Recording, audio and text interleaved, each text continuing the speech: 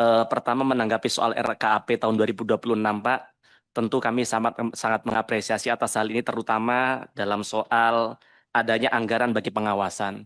Sejak dulu periode pertama Bapak menjabat, kami sering kali mengingatkan bahwa anggaran pengawasan menurut kami terlalu kecil begitu.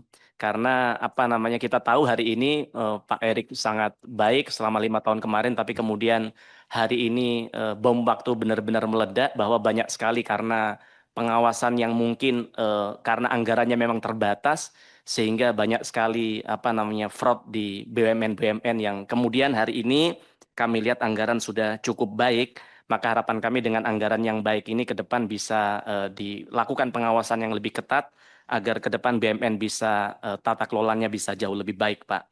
Nah, kemudian yang kedua, eh, hari ini kami dan rakyat semakin hari semakin melihat bahwa peran strategis BUMN justru kami lihat semakin dikendalikan oleh Danantara, Pak. Termasuk kami hari ini bertanya-tanya dalam hati kami, sebenarnya di rapat hari ini kami enaknya tanya apa ya ke Pak Ite ya atas keluhan rakyat kami ini. Sehingga kami coba pilah-pilah tadi, oh ini yang perlu kami tanyakan, ini tidak. Karena banyak sekali rakyat kami hari ini sedang bertanya kepada kami soal persoalan di lapangan yang terkait dengan Kementerian BUMN begitu, Pak. Tapi di satu sisi tadi pagi kami berenung, ini Kementerian BUMN ini ada, tapi taringnya rasanya dicabut jadi seperti macan ompong begitu, Pak. Maka harapan kami di tempat ini kami lebih diperjelas lagi kira-kira sebenarnya tugas dari Kementerian BUMN ini apa dan Danantara apa.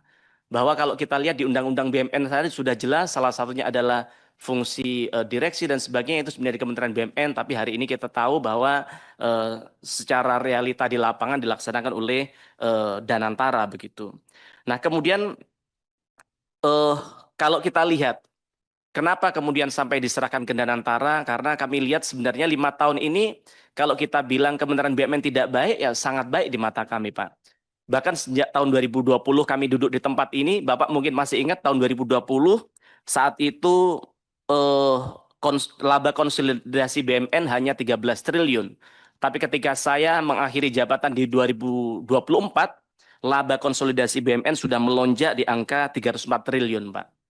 Begitu juga dengan dividen BUMN. Kalau tahun 2023, 2024 bahkan memecahkan rekor yaitu 81,2 triliun dan 85,5 triliun.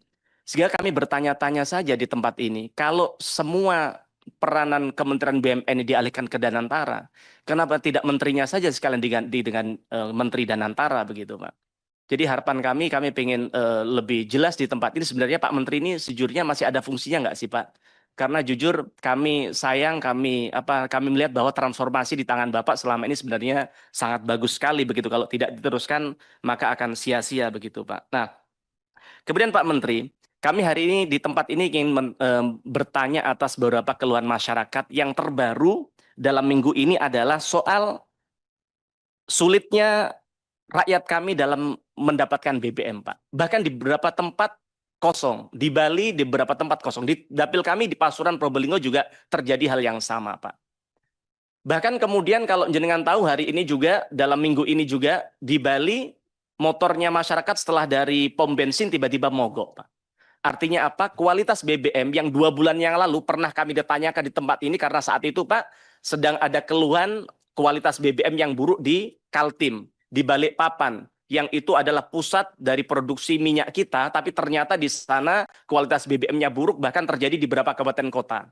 Yang saat itu kami minta penjelasan di sini, tapi Pertamina tidak bisa menjelaskan kenapa itu bisa terjadi. Dan kami minta diberikan kompensasi, katanya akan ada bengkel yang akan memperbaiki motor-motor mereka, tapi kenyataannya sampai hari ini tidak ada. Maksud kami bertanya pada Pak Menteri hari ini, dengan salah satu sektor ya, Pak, harapan kami segera dilakukan audit Pak agar bagaimana kenapa sih bilangnya bahwa stok BBM kita aman begitu, tapi kenyataannya di banyak tempat langka. Di sisi lain kualitas BBM bagus, tapi ternyata banyak sekali motor-motor masyarakat jangankan nyampe rumah baru 100 meter dari SPBU sudah tiba-tiba rusak begitu. Artinya kualitasnya juga masih dipertanyakan. Sehingga kami bertanya, jangan-jangan oplosan yang disampaikan oleh Kejagung itu benar-benar ada ada begitu.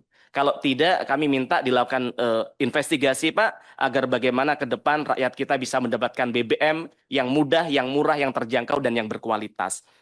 Nah, kemudian soal PLN Pak. Minggu ini juga banyak sekali rakyat kami yang merasakan bahwa ketika mereka mengisi token tiba-tiba gagal, tapi pulsanya ketika dimasukkan tiba-tiba tidak nyangkut begitu Pak. Nah, kami ingin diaudit juga soal itu Pak, kenapa ini bisa terjadi. Kemudian kami ingin tanya kepada Pak Menteri. Saat itu kami tanya kepada Dirut PLN di tempat ini, tapi tidak ada jawaban memuaskan soal betul tidak PLN itu tarifnya naik 30-50%. Dan sampai hari ini rakyat kami masih merasakan bahwa tarif mereka naik 30-50%. Termasuk juga minggu lalu soal listrik desa. Bapak mungkin lihat saat Pak Menteri Bahlil marah-marah soal data listrik desa yang disampaikan oleh PLN dan juga oleh ESDM ternyata berbeda.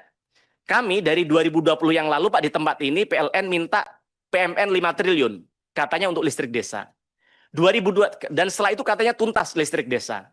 Tapi kemudian jenengan tahu tahun 2023 PLN juga minta lagi di tempat ini untuk penuntasan listrik desa yang katanya hanya tinggal 5.000. Dan kemudian sampai hari ini tahun 2024 akhirnya saat itu minta 10 triliun dikasih juga dan katanya seluruhnya untuk program listrik desa dan setelah itu akan tuntas. Nyatanya ternyata setelah rapat bersama Pak Menteri Bahlil kemarin juga tidak tuntas juga Pak. Jadi kami pengen tanya kepada Pak Menteri, sebenarnya listrik desa ini, desa yang belum teraliri listrik sebenarnya sekarang berapa sih Pak datanya? Kok datanya tidak pernah sama begitu? Dan seperti yang saya sampaikan tadi, tahun 2023 saya sudah tegaskan di tempat ini kepada Pak Menteri, kepada Pak Dirut PLN, bahwa beliau berjanji bahwa itu adalah tahun terakhir program listrik desa. Tapi nyatanya di tahun 2024 masih minta anggaran yang sama, yang bahkan jauh lebih besar, dan ternyata tidak tuntas juga Pak. Maka kami minta Bapak untuk melakukan audit investigatif soal hal ini. Sebenarnya duit yang negara berikan dalam bentuk PMN kepada PLN ini kemana Pak duitnya Pak? Kenapa sampai sekarang program listrik desa tidak juga tuntas? Dan sebenarnya setelah duit itu cair diberikan kepada mereka dalam bentuk PMN, sisa berapa listrik desa yang belum teraliri? Kami minta Pak Menteri untuk dalamin soal hal itu agar ke depan saat kami rapat bersama bersama Dirut PLN lagi, persoalan listrik desa ini sudah tuntas atau setidaknya datanya sudah clear agar berikutnya ketika minta anggaran agar bisa lebih jelas dan terang benderang. Masih lama? Satu lagi boleh ya. Nah, kemudian soal Garuda Pak. Kami hari ini semakin hari kita melihat Pak Erik bahwa batik Lion Air semakin ugal-ugalan Pak. Kami naik tiba-tiba delay 1 jam, 2 jam, 3 jam. Bahkan kawan kami kemarin dari Semarang telat 3 jam. Dan itu terjadi berhari-hari. Dan kemudian seringkali cancel dan sebagainya. Sebenarnya kami, rakyat kami ini berharap bagaimana Garuda dan Citylink ini bisa hadir di tengah-tengah masyarakat. Tapi kita tahu hari ini jadwal Garuda semakin sedikit, harganya juga semakin mahal. Kami sangat mengapresiasi atas yang disampaikan oleh Pak Doni waktu itu untuk menegur bagaimana direksi ini tidak ugal-ugalan dalam memakai fasilitas negara, Pak. Karena jujur itu yang terjadi loh, Pak. Karena direksi ini kita ini lebih banyak berkantor di lapangan golf daripada di kantor BUMN begitu, di kantor mereka begitu. Nah, maka harapan kami Pak, kami pengen tanya sebenarnya roadmap dari industri penerbangan kita ini seperti apa? Karena rakyat kita ini berharap banget agar bagaimana kita bisa menjadi pemain utama dalam industri penerbangan agar rakyat tidak dirugikan Pak. Itu aja mungkin dari kami Pak. Terima kasih. Matur nuwun. Assalamualaikum warahmatullahi wabarakatuh. Waalaikumsalam. Terima kasih Pak Mufti.